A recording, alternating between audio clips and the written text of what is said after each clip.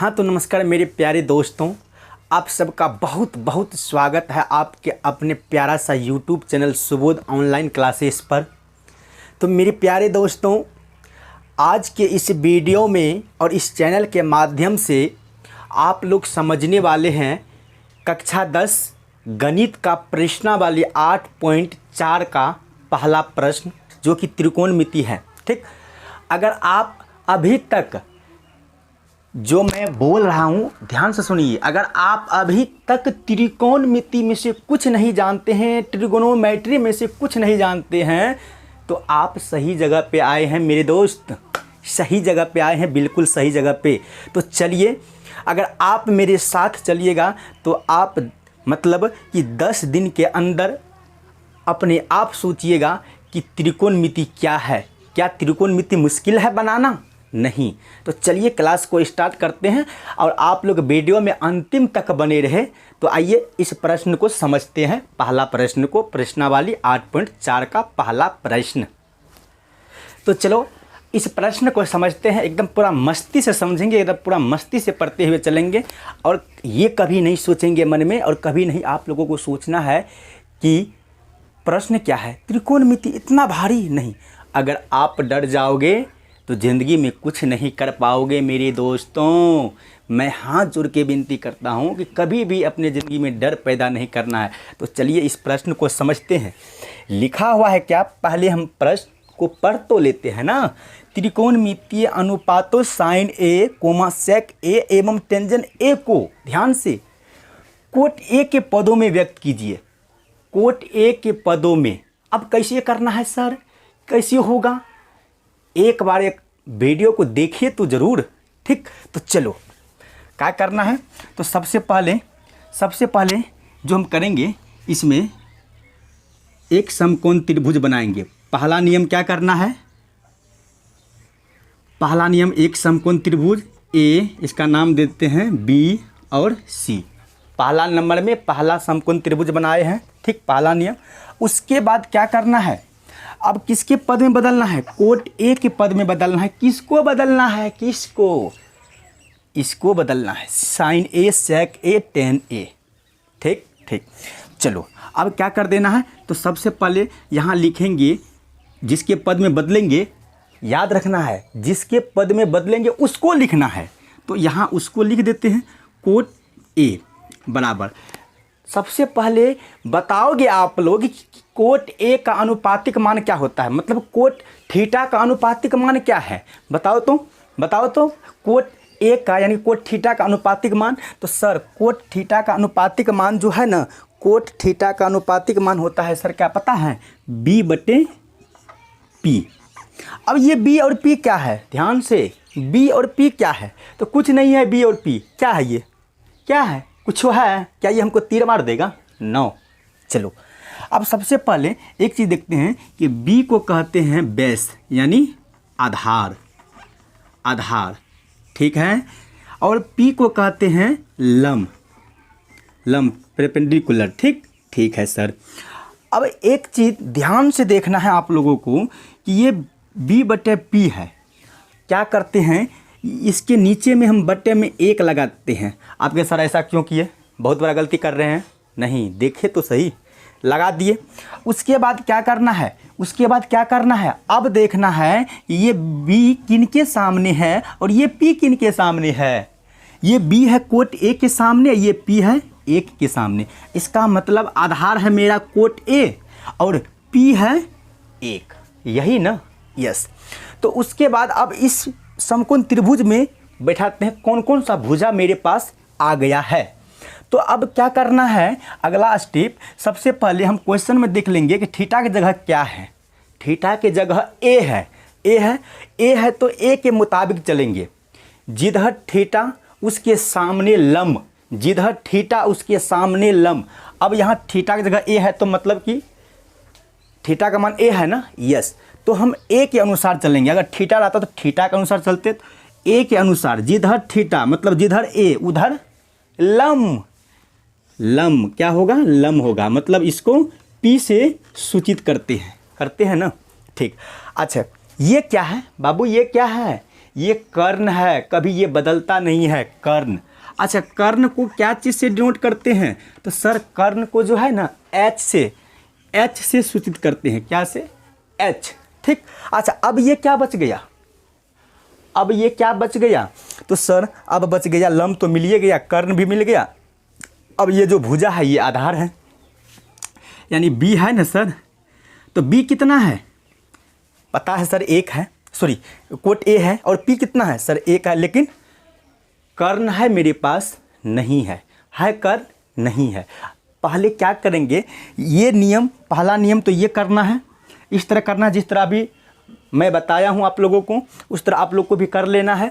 उसके बाद बी का मान कितना है? एक है, सॉरी कोट ए है तो हम कोट ए लिख देंगे, कोट ए लिख देना है।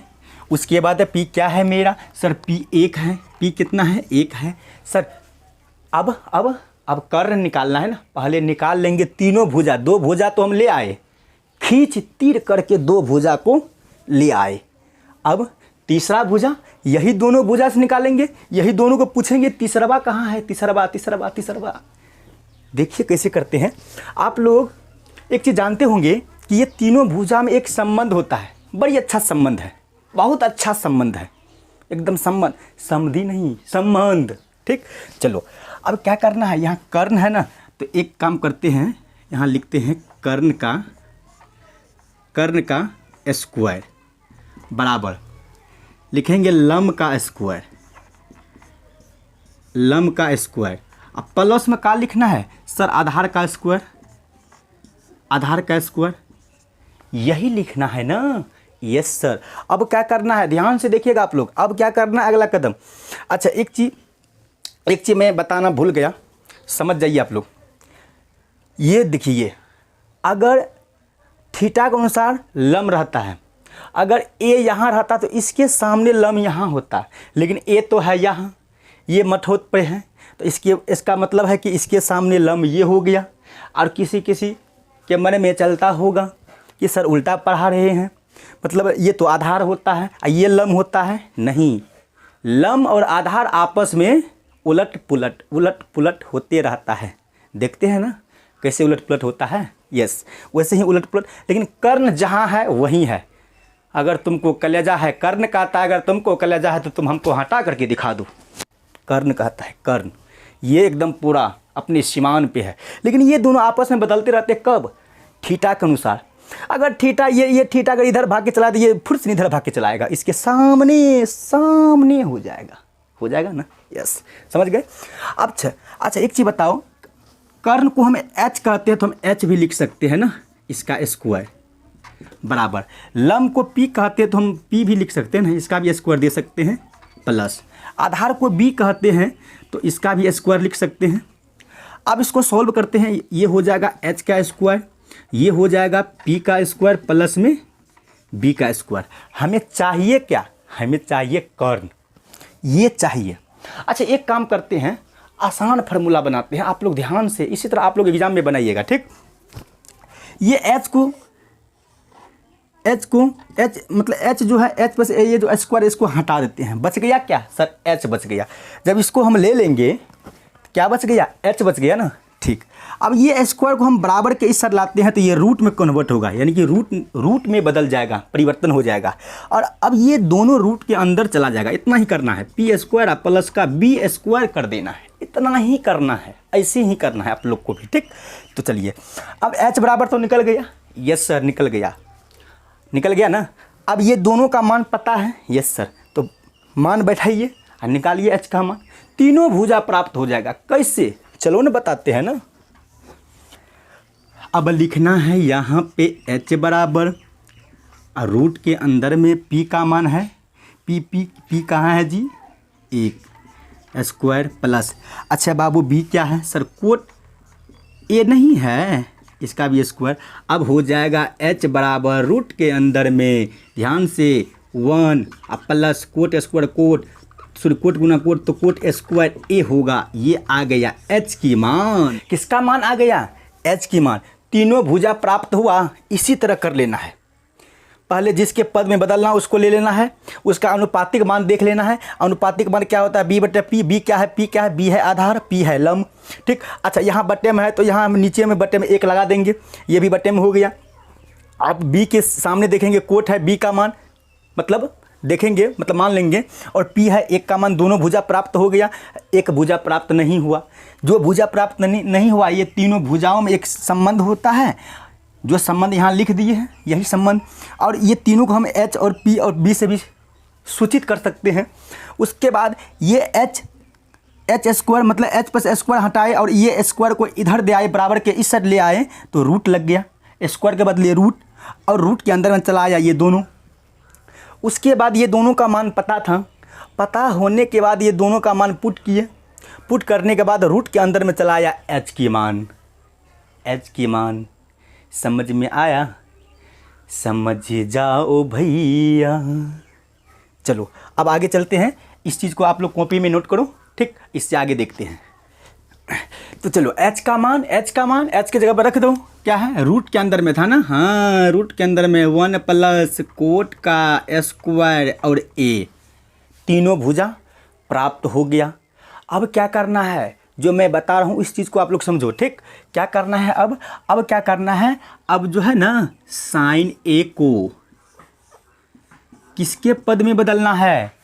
कोट ए के पद में बदलना है। तीनों भुजा प्राप्त हो गया तो आराम से बदल लेंगे, कोई टेंशन नहीं, कोई टेंशन नहीं, ठीक, टेंशन लेने का नहीं, टेंशन देने का, ठीक।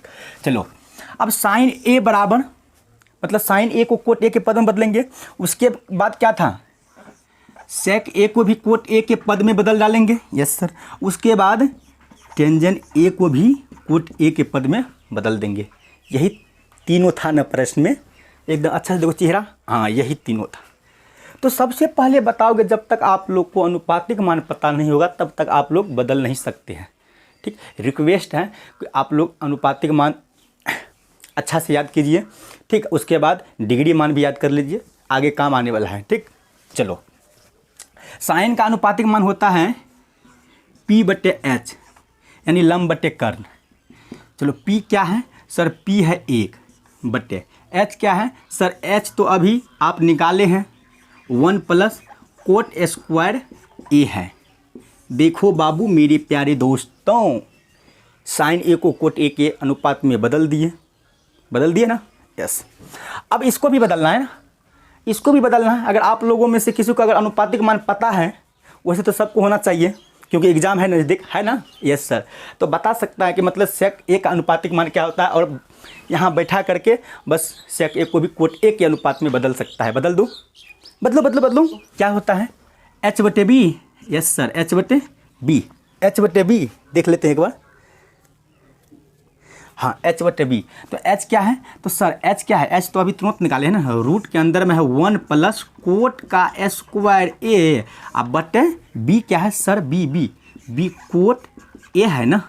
सेक ए को भी कोट ए के अनुपात में बदल दिए, अब इसको बदलना है। तब बताओ इसका अनुपातिक मान क्या होता है? P बटे बी, यस P बटे बी। अच्छा बताओगे P क्या है? P 1 है ना सर, 1। अच्छा बी क्या है सर? कोट ए नहीं है, कोट ए, ये भी बदल गया कोट ए के अनुपात में, कोट ए के पद में बदल दिए ना, यस सर। तो यही प्रश्न था। तो बताओ आप लोग कि क्या समझ में आया? क्या वीडियो आप लोग को अच्छा लगा, पसंद आया है? अगर पसंद आया वीडियो तो लाइक ज़रूर कर देना, ठीक, लाइक ज़रूर कर देना।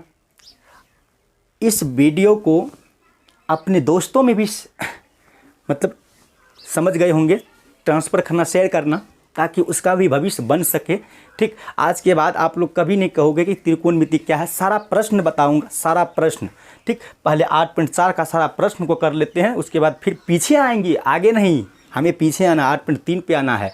और यहाँ से आपके एग्ज़ाम में जो है ना 25 अंक, 20 से 25 अंक तक का प्रश्न पूछे, मतलब कि नंबर रहता है एग्ज़ाम में। इस चैप्टर से 20 से 25 अंक तो पक्का इस चैप्टर से रहता है, ठीक। इसलिए विशेष करके इस चैप्टर पे ध्यान देना है। तो चलिए आज के लिए इतना ही, मिलते हैं नेक्स्ट वीडियो में, ठीक।